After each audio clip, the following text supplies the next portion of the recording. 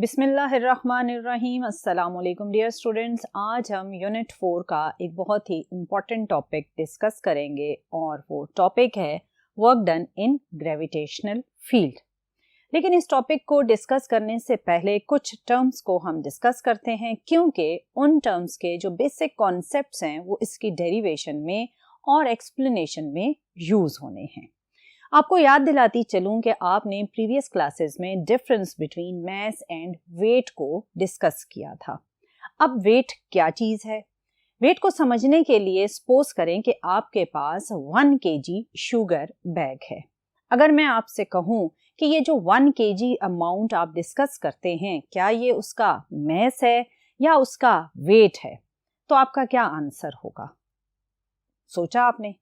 यकीनन आप में से कुछ ने सोचा होगा कि ये 1 kg अमाउंट उसका मास है और कुछ ने सोचा होगा कि ये 1 kg अमाउंट उसका वेट है। अब देख लेते हैं कि आप में से किसने करेक्ट सोचा और किसने रॉन्ग सोचा। 1 kg अमाउंट अगर आपने ली, किसकी मैंने कहा था? शुगर की। सपोज करें कि 1 kg अमाउंट आपके पास इस वक्त प्लेनेट अर्थ पर हम डिस्कस कर रहे हैं। आपने पढ़ा था कि अर्थ की जो ग्रेविटेशनल फोर्स ऑफ अट्रैक्शन है, उस फोर्स ऑफ अट्रैक्शन की वजह से जो एक्सेलरेशन प्रोड्यूस होता है उसकी वैल्यू है 9.8 मीटर पर सेकेंड स्क्वायर। और इसके साथ साथ आपने न्यूटन सेकंड लॉ की इक्वेशन भी पढ़ी थी और वो इक्वेशन है F = ma। ये वो सारी चीजें हैं जो आपने प्रीवियस क्लासेस में पढ़ी हुई हैं। मैंने कहा कि हमारे पास अमाउंट ऑफ शुगर है 1 kg और आप जिस प्लेनेट पर इसके वेट को या मास को डिस्कस करने लगे हैं वो है 9.8 मीटर पर सेकेंड स्क्वायर ग्रेविटेशनल एक्सेलरेशन वाला, और हम यूज करेंगे F = ma इक्वेशन को for the calculation of weight. अब इसमें जो वेट है वो बेसिकली इस मास के कोरस्पॉन्डिंग वेट की मैं बात कर रही हूँ। वो होगा फोर्स और उसे आप वेट से इंडिकेट करेंगे।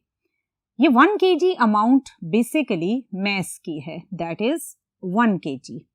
और यहाँ पर जो हम एक्सेलरेशन डिस्कस कर रहे हैं वो अर्थ के सराउंडिंग में मौजूद ग्रेविटेशनल एक्सेलरेशन को डिस्कस कर रहे हैं। सो यहाँ पर हम एक ही जगह इस ग्रेविटेशनल एक्सेलरेशन 9.8 की वैल्यू को यूज करेंगे। सो जब ये 1 का डिजिट 9.8 से मल्टीप्लाई होगा तो आप कहेंगे कि ये जो 1 kg शुगर बैग है इसका वेट है 9.8 न्यूटन। सिमिलरली अगर इसी बैग को आप अर्थ की बजाय मून पर लेकर जाएं और वहां मैं आपसे कहूं कि इसका वेट मेजर करें, तो इसका वेट 9.8 के कंपैरेटिवली वीक हो जाएगा। क्या रीजन होगी? उसकी रीजन ये है कि मून की जो सरफेस है वहां पर जो ग्रेविटेशनल फोर्स ऑफ मून होगी उसकी वजह से जो एक्सेलरेशन प्रोड्यूस होगा वो वीक होगा, क्योंकि मून की ग्रेविटेशनल अट्रैक्शन ही वीक है। जब फोर्स वीक है तो उसकी वजह से प्रोड्यूस होने वाला एक्सेलरेशन भी वीक होगा। सो अगर आप इस 1 kg को मेजर करते हैं on the surface of moon for wait, तो जो आप फार्मूला इसी में से W = mg वेट का formula for moon surface use करेंगे तो मास तो वही रहा, दैट इज 1 kg, यानी शुगर की जो अमाउंट है वो 1 kg ही रही। लेकिन मून सरफेस पर जो ग्रेविटी है वो वीक होकर हो जाती है 1.62 मीटर पर सेकेंड स्क्वायर, क्योंकि ग्रेविटेशनल अट्रैक्शन मून की बहुत ही वीक होती है as compare to earth surface. So अगर आप इसी 1 kg शुगर बैग का वेट मून पर जाकर मेजर करते हैं तो आप कहेंगे कि इसका वेट है 1.62 न्यूटन, और अर्थ पर अगर मेजर करते हैं तो उसी शुगर बैग का वेट है 9.8 न्यूटन। इसका मतलब है कि जब हम डिफरेंट जगहों पर जाएंगे तो मास की वैल्यू विच वाज 1 kg वो तो चेंज नहीं होती, लेकिन उस मास के कोरस्पॉन्डिंग जो ऑब्जेक्ट का वेट बनता है वो चेंज हो जाता है, क्योंकि हर प्लेनेट अपनी अट्रैक्शन, जैसे आप ग्रेविटेशनल फोर्स ऑफ अट्रैक्शन कहते हैं, उसके अकॉर्डिंग ऑब्जेक्ट को अट्रैक्ट करेगा और इस अट्रैक्शन की वजह से या इस फोर्स ऑफ अट्रैक्शन की वजह से जो उसमें एक्सेलरेशन प्रोड्यूस होगा वो डिफरेंट होगा।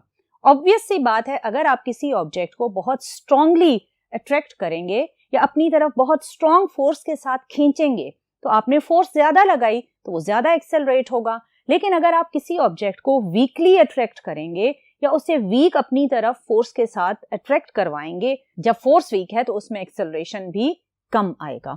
सो 1 kg मास की अमाउंट सेम रहती है, बट जो वेट की अमाउंट है depending on the force of attraction of different planets, that force which is changing for different planet will generate different weights for 1 kg amount of mass.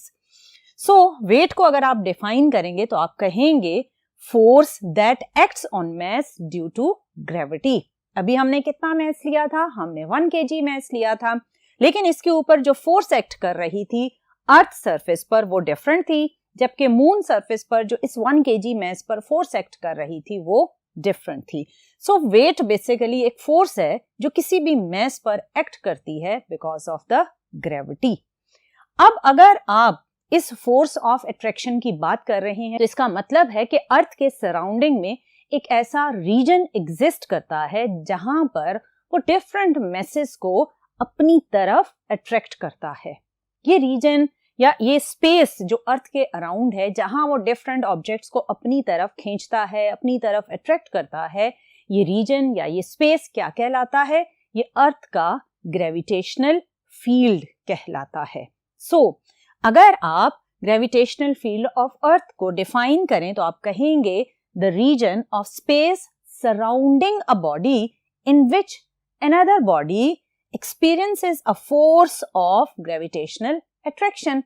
Obvious सी बात है कि आपने ऑब्जर्व किया होगा कि अर्थ के सराउंडिंग में जब भी किसी भी ऑब्जेक्ट को आप छोड़ते हैं तो किस तरफ जाता है? वो डाउनवर्ड ही जाता है।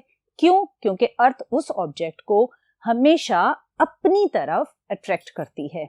और आपने ये भी ऑब्जर्व किया कि अगर आप अर्थ से दूर जाते जाएं तो एक सर्टेन पॉइंट ऐसा आता है जहां पर जाकर अर्थ ऑब्जेक्ट्स को अट्रैक्ट करना छोड़ देती है और उसको पॉइंट ऑफ इन्फिनिटी भी कहा जाता है।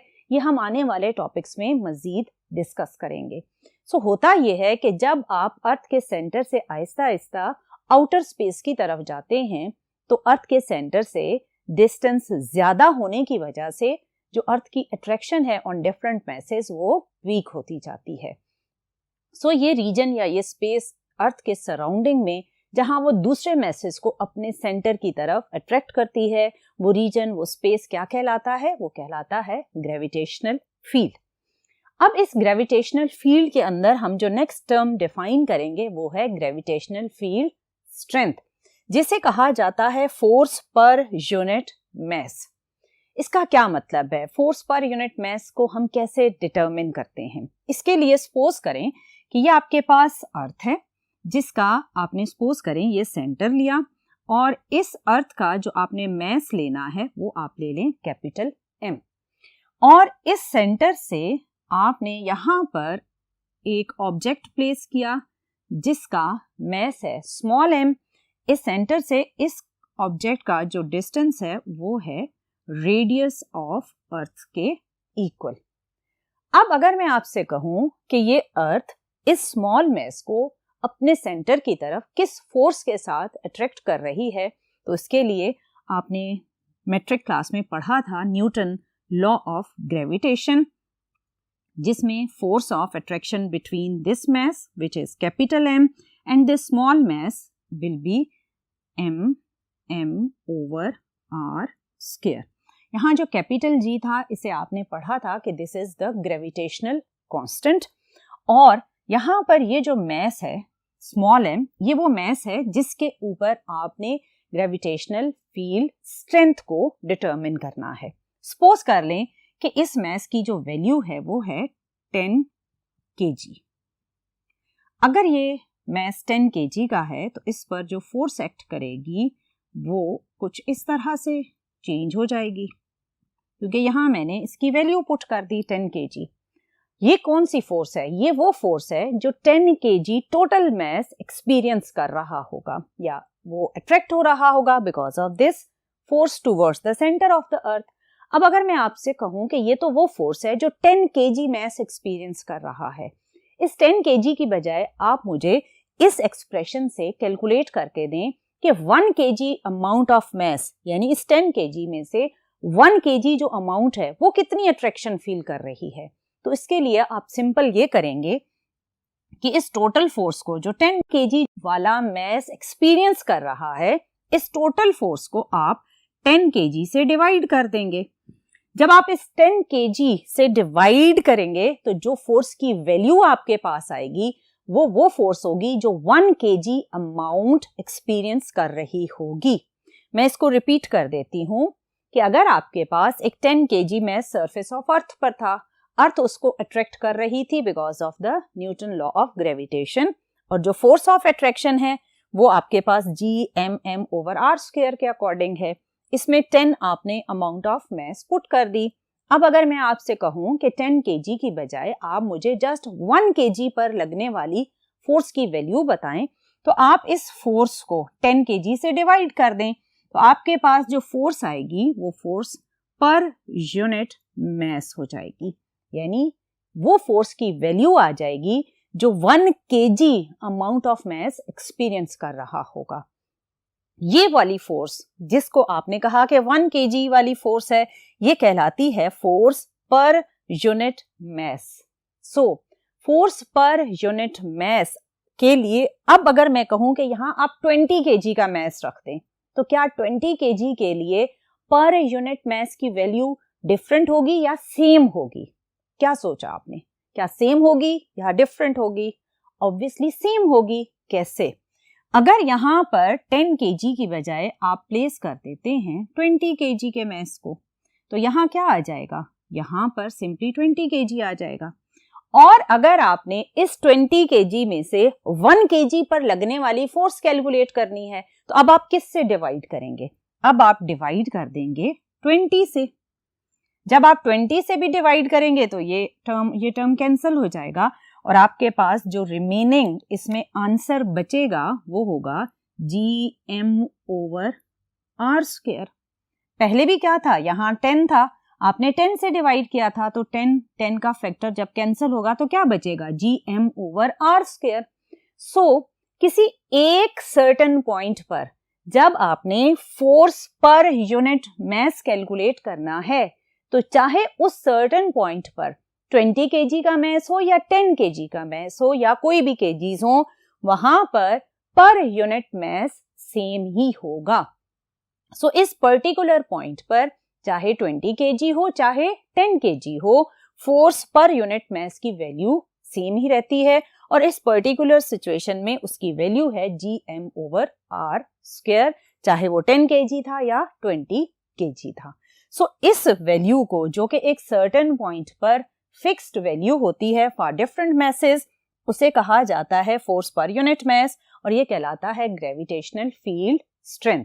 सो एक सेम पॉइंट पर डिफरेंट मैसेज के लिए इसकी वैल्यू सेम होगी।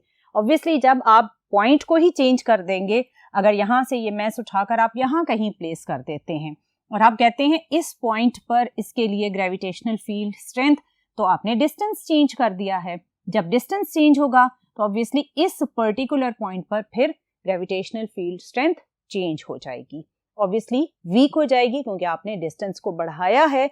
तो जितना डिस्टेंस बढ़ेगा फोर्स उतनी ही वीक होती जाएगी, क्योंकि ये दोनों इनवर्सली प्रोपोर्शनल हैं। So gravitational field strength simply होता है फोर्स पर यूनिट मास। अब इसी में अगर आपसे मैं ये पूछूं कि इसके सराउंडिंग में, जिसे आपने कहा कि वो स्पेस या रीजन जिसे आप ग्रेविटेशनल फील्ड कह रहे हैं और उसी के अंदर आपने ग्रेविटेशनल फील्ड स्ट्रेंथ को डिस्कस किया, अब मैं आपसे कहूं कि आप सपोज करें कि आपने अर्थ के सराउंडिंग में फील्ड के अंदर रहते हुए एक पाथ इमेजिन किया और अगर आप उस पाथ के अंदर वर्क डन की वैल्यू कैलकुलेट करें और एक और बच्चे ने उसी ग्रेविटेशनल फील्ड के अंदर एक पाथ इमेजिन किया, लेकिन एक बात आपने याद रखनी है कि चाहे आप एक पाथ को फॉलो कर रहे हैं और दूसरा किसी और पाथ को फॉलो कर रहा है, लेकिन आपने जाना एक ही पॉइंट पर है। लेकिन जब आप सेम पॉइंट पर जाएंगे तो आप दोनों का अलोंग डिफरेंट पाथ जो वर्क डन होगा वो सेम होगा।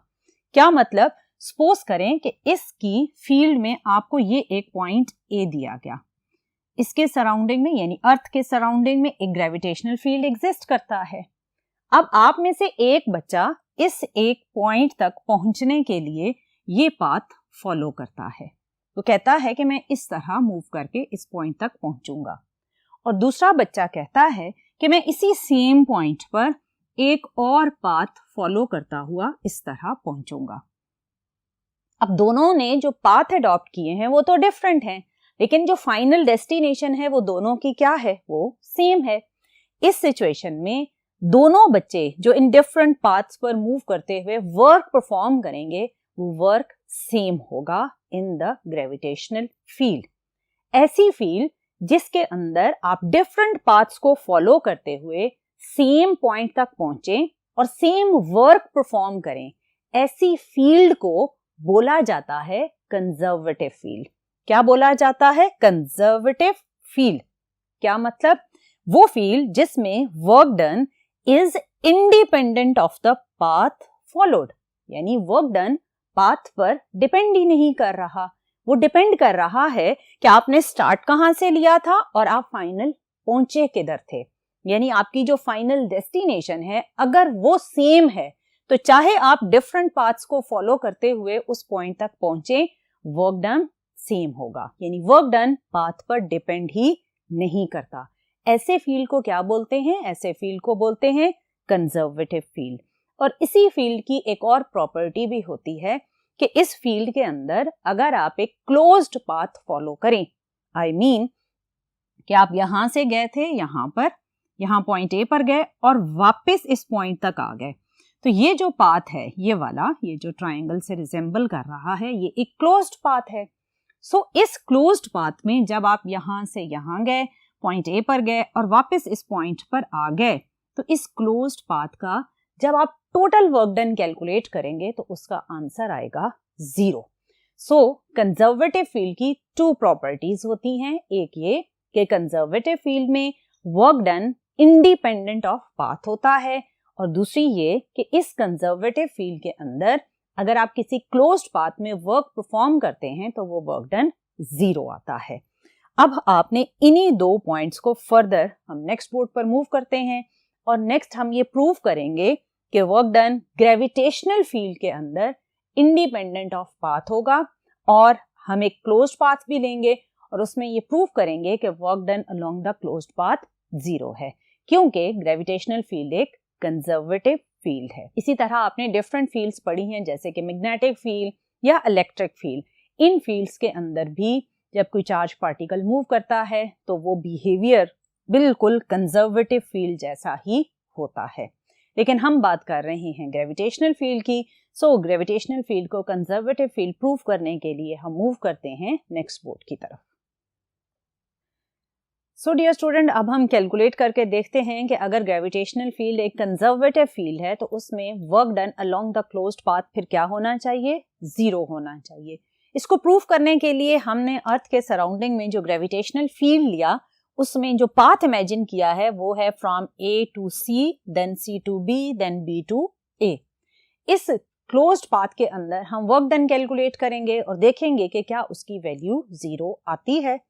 इसको इमेजिन करने के लिए कि ये ग्रेविटेशनल फील्ड है, आप सपोज करें कि ये आपके पास अर्थ का लेवल है, यानी C B surface of earth है।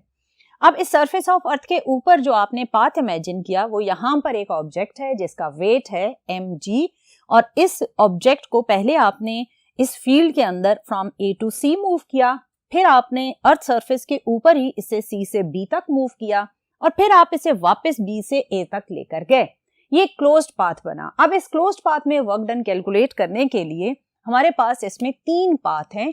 एक जो पाथ है वो है ए टू सी, इसमें जो डिस्टेंस कवर होगा उसे आप लेंगे d, फिर c से b तक जो डिस्टेंस कवर होगा उसे हम लेंगे d2, फिर जो आपके पास b to a कवर होगा उसे हम लेंगे d1। पहले हम कैलकुलेट करते हैं from point a to C। इसमें जब आपके पास ऑब्जेक्ट मूव करता हुआ आ रहा होगा तो ऑब्वियसली ये पाथ और जो वेट होगा उस ऑब्जेक्ट का दोनों इंक्लाइंड हैं। यहाँ पर जो डिस्प्लेसमेंट कवर हो रहा है और जो फोर्स है विच इज वेट, ये दोनों ना तो पैरेलल हैं ना ही परपेंडिकुलर हैं। ऐसी सिचुएशन में हमें फोर्स के या इस गिवन सिचुएशन में वेट के आपको कंपोनेंट्स ड्रॉ करने पड़े। जब ये ऑब्जेक्ट मूव करता हुआ सपोज इस पॉइंट पर पहुंचा तो इसका वेट है वर्टिकली डाउनवर्ड। इसका एंगल अगर यहाँ पर थीटा है, ऑब्वियसली यहाँ पर भी ये वेट कहाँ है, वर्टिकली डाउनवर्ड। यहाँ पर भी क्या है, वर्टिकली डाउनवर्ड, तो ये एंगल क्या है, थीटा।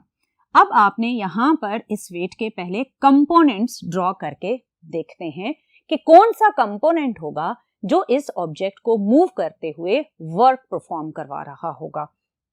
आपने जब कंपोनेंट्स ड्रॉ किए तो ये कंपोनेंट है perpendicular component W sin theta, और ये जो कंपोनेंट है ये है W cos theta horizontal component. अब इसमें डिस्प्लेसमेंट था डाउनवर्ड और W cos थीटा भी है डाउनवर्ड, दोनों क्या है, पैरेलल हैं।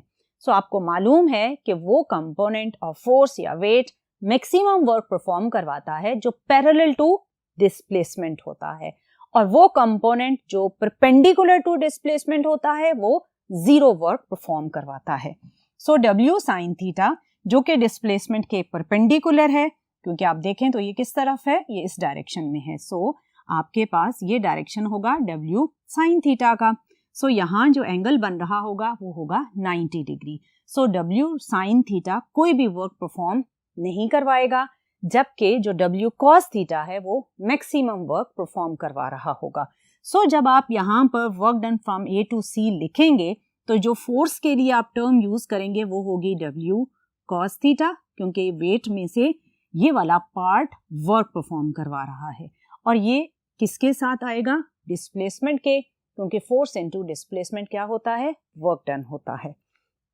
अब इसमें आपने फर्दर जो कैलकुलेशन करनी है वो ये WD cos थीटा अरेंज कर लें। इसमें जो cos थीटा की वैल्यू है वो आप ट्रायंगल से कैलकुलेट करें। cos थीटा क्या होता है, बेस ओवर हाइपोटेन्यूज। ये आपके पास एंगल के सामने वाली जो साइड है ये ऑब्वियसली क्या होगी, ये 90, या जिसे आप परपेंडिकुलर वाली साइड कहते हैं। BC आपके पास है परपेंडिकुलर, AB जो साइड है ये है बेस, और ये जो साइड है AC ये आपके पास होगा हाइपोटेन्यूज। cos थीटा क्या होता है, cos थीटा होता है बेस ओवर हाइपोटेन्यूज, तो cos थीटा होगा आपके पास AB ओवर AC। AB की वैल्यू है D1 और AC की वैल्यू है आपके पास D। AC D को इंडिकेट कर रहा है। सो cos थीटा किसके इक्वल है, D1 ओवर D। ये cos थीटा की वैल्यू आप इस इक्वेशन नंबर 1 में पुट करके कैलकुलेट करेंगे work done from A to C। ये आएगा WD, और cos थीटा की जगह पुट कर देंगे D1 ओवर D। ये कैंसिल हो गया तो ये बन जाएगा आपके पास WD1। यहां से आपको मिला work done from A to C WD1। ये तो आपके पास इस पूरे जो क्लोज्ड पाथ है उसका फर्स्ट स्टेप था। अब आपने C से B तक का वर्क डन कैलकुलेट करना है। ये सिंपल है, क्योंकि जब आप C से B की तरफ मूव कर रहे हैं इस मैस को, तो ये मैस यहाँ से मूव करता हुआ सपोज करें यहाँ पर पहुंचा, तो इसका जो वेट है वो किधर है, वर्टिकली डाउनवर्ड है, और डिस्प्लेसमेंट किस तरफ कवर हो रहा है, अलोंग दिस डायरेक्शन। सो यहाँ पर जो वेट और डिस्प्लेसमेंट के बीच में एंगल बन रहा है वो है 90 डिग्री। और अभी मैंने आपको बताया कि जब भी फोर्स और डिस्प्लेसमेंट परपेंडिकुलर हो तो जीरो वर्क परफॉर्म होता है। यहाँ पर वैसे भी आप देखें कि अगर आप C से B सरफेस को समझें तो ये आपके फ्लोर की सरफेस है, यानी जब आप फर्श पर एक पॉइंट से दूसरे पॉइंट की तरफ मूव करते जा रहे हैं तो आपके ऊपर ग्रेविटेशनल फील्ड कोई भी वर्क परफॉर्म नहीं कर रही होती, क्योंकि ग्रेविटेशनल फील्ड तो तब वर्क परफॉर्म करेगी जब आप उससे दूर जाने की कोशिश करेंगे या उससे अपने डिस्टेंस की वैल्यू को चेंज करेंगे। आप डिस्टेंस या हाइट को तो चेंज ही नहीं कर रहे, आप सिंपल उसके लेवल पर ही चलते जा रहे हैं। सो अगर आप इसको दूसरी तरह समझें तो ये बिल्कुल ऐसे है जैसे आप खुद अर्थ हैं और आपने किसी ऑब्जेक्ट को पकड़ा हुआ है। अगर वो ऑब्जेक्ट आपसे दूर नहीं जा रहा तो आपको उसे खींचने की या उस पर वर्क परफॉर्म करने की जरूरत ही नहीं है। अगर वो आपसे दूर जाएगा तो आप उसे अपनी तरफ खींचेंगे और वर्क परफॉर्म करेंगे। बिल्कुल इसी तरह जब आप सी से बी तक मूव कर रहे हैं तो अर्थ की जो अट्रैक्शन है आप उससे दूर नहीं जा रहे, आप एक ही लेवल पर मूव कर रहे हैं। सो ग्रेविटेशनल फील्ड में जो वर्क है वो अभी आपका जीरो होगा। हाँ, फ्रिक्शन के अगेंस्ट आप जरूर वर्क परफॉर्म कर रहे होंगे, बट यहाँ हम वर्क डन अगेंस्ट फ्रिक्शन नहीं डिस्कस कर रहे, हम डिस्कस कर रहे हैं work done in gravitational field. So अगर आप एंगल के पॉइंट ऑफ व्यू से देखें तो आपका वेट है या उस ऑब्जेक्ट का वेट है वर्टिकली डाउनवर्ड और डिस्प्लेसमेंट है इस डायरेक्शन में, दोनों क्या है 90 के एंगल पर है। सो W डॉट D2 और ये हो जाएगा W D2 cos 90 डिग्री और ये क्या हो जाएगा 0। यानी while moving from C to B there will be no work done in the gravitational field। अब मूव करते हैं from B to A। जब ऑब्जेक्ट B से A की तरफ जा रहा है तो डिस्प्लेसमेंट किस तरफ है अपवर्ड, लेकिन ऑब्जेक्ट का जो वेट होगा वो किस तरफ होगा, वो होगा वर्टिकली डाउनवर्ड। अब यहाँ पर क्योंकि आप ग्रेविटेशनल फील्ड के अगेंस्ट जा रहे हैं, ग्रेविटेशनल फील्ड होता है डाउनवर्ड और आप उसके ऑपोजिट यानी अपवर्ड जा रहे हैं, यहाँ पर नेगेटिव वर्क परफॉर्म होगा। यहाँ पर वेट विच इज फोर्स और डिस्प्लेसमेंट दोनों क्या है एंटी पैरेलल हैं, तो थीटा की वैल्यू क्या हो जाएगी 180 डिग्री। जब भी 180 डिग्री पर वर्क परफॉर्म होता है तो वो वर्क होता है नेगेटिव वर्क डन। सो जब आप B से A का वर्क कैलकुलेट करेंगे तो उसमें आपके पास वेट और डिस्प्लेसमेंट D1 ये यूज होंगे और इनमें जो एंगल बन रहा है वो है 180 डिग्री का, cos 180 होता है -1 और ये आ जाएगा -WD1।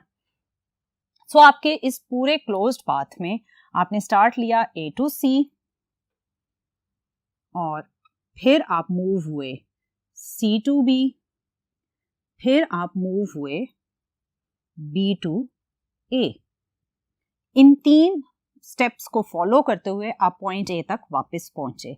A to C में जो वर्क परफॉर्म हुआ था वो था WD1 ये वाला, प्लस C to B जो वर्क परफॉर्म हुआ वो कितना था, वो था 0 और फिर B to A जो वर्क परफॉर्म हुआ वो था -WD1। अब यहां पर ये और ये टर्म कैंसिल हो जाएगी और वर्क डन क्या बनेगा 0 बनेगा। सो आपने देखा कि आप A से C, C से B and then B to A जब मूव हुए एक क्लोज्ड पाथ में, जहां से स्टार्ट लिया वहीं वापस आ गए इन द ग्रेविटेशनल फील्ड, तो जो वर्क डन की वैल्यू आई वो क्या आई 0 आई। और यही मैंने आपको बताया था कि ग्रेविटेशनल फील्ड एक कंजर्वेटिव फील्ड है। सो उस फील्ड में जब आप एक क्लोज्ड पाथ में वर्क डन कैलकुलेट करेंगे तो उसका आंसर बनेगा 0। अब जो दूसरी चीज हमने प्रूव करनी है वो ये कि इन gravitational field work done is independent of path. इसको प्रूव करने के लिए हम मूव करते हैं नेक्स्ट पोर्ट की तरफ। जी डियर स्टूडेंट, अब हम ये देखते हैं कि ग्रेविटेशनल फील्ड के अंदर अगर हम 2 डिफरेंट पाथ्स को फॉलो करें तो क्या वर्क डन सेम आता है या डिफरेंट आता है। जो बात मैंने बताई उसके अकॉर्डिंग तो सेम आना चाहिए, क्योंकि वर्क डन पाथ पर डिपेंड नहीं करता। तो चाहे आप जिस पाथ से भी आएंगे, लेकिन अगर आप सेम पॉइंट से आएंगे तो वर्क डन की वैल्यू सेम आनी चाहिए। सो हमने इसी तरह जैसे अभी पिछले बोर्ड पर हमने किया, ये आपके पास अर्थ सरफेस ले लें, इस पर आपके पास एक पॉइंट A है। पहले आप पॉइंट A से with in the gravitational field move करते हुए C तक आए। सो फर्स्ट पाथ हम जो लेंगे वो लेंगे G from point A to C। फिर दूसरा पाथ जो हमने फॉलो करना है वो ये है, हम पॉइंट A यानी सेम पॉइंट मैंने बोला था सेम पॉइंट से ही स्टार्ट करेंगे और B पर आएंगे और सेम पॉइंट C तक वापस पहुंचेंगे। यानी आप A से मूव हुए B, फिर B से मूव होकर आप कहां पर आ जाएंगे, सेम पॉइंट C तक आ जाएंगे। यानी आपने चाहे A से स्टार्ट लिया और इस पाथ को फॉलो किया। एंड पॉइंट क्या था? सी था। आपने ए से स्टार्ट लिया, चाहे आपने इस पाथ को फॉलो किया, एंड पॉइंट क्या है? सी है, यानी डेस्टिनेशन दोनों पाथ की सेम है। तो देखते हैं कि क्या इन दोनों डिफरेंट पाथ्स को फॉलो करते हुए वर्क डन की वैल्यू सेम आती है या डिफरेंट आती है। अभी हमने सेकंड बोर्ड पर work done from A to C calculate किया था। मैं अभी दोबारा यहाँ पर आपको वेट के कंपोनेंट्स रिजॉल्व करके नहीं दिखाऊंगी, क्योंकि सेम वही चीज है। जब आप ए से सी की तरफ आए थे तो आपके पास जो वर्क के लिए आपने वेट का कंपोनेंट यूज किया था वो था W cos theta into D. फिर आपने cos थीटा की वैल्यू ट्राइंगल से कैलकुलेट की थी, तो वो थी D1/D, और ये बनेगा आपके पास WD1, क्योंकि ये D और ये D आपस में कैंसिल हो जाएंगे। मैंने सेम वही ट्राइंगल ली है, सो इसमें कोई भी नई चीज नहीं है। जो मैंने आपको सेकंड बोर्ड पर बात बताई थी वही बात यहाँ पर भी रिपीट हो रही है। अब इस पाथ में थोड़ा सा डिफरेंस है, from A to B, B to C, क्योंकि डायरेक्शन हमने चेंज किया है।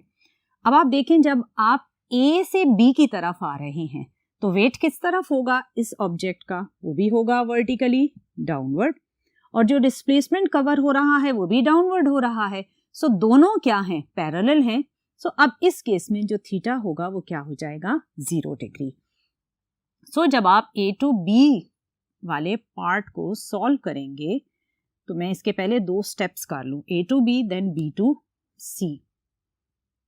पहले मैंने अभी जो आपको बात बताई वो ए टू बी के लिए बताई है कि जब आप ए टू बी आ रहे हैं तो W और डिस्प्लेसमेंट, यानी वेट और डिस्प्लेसमेंट, या in other word force and displacement क्या है?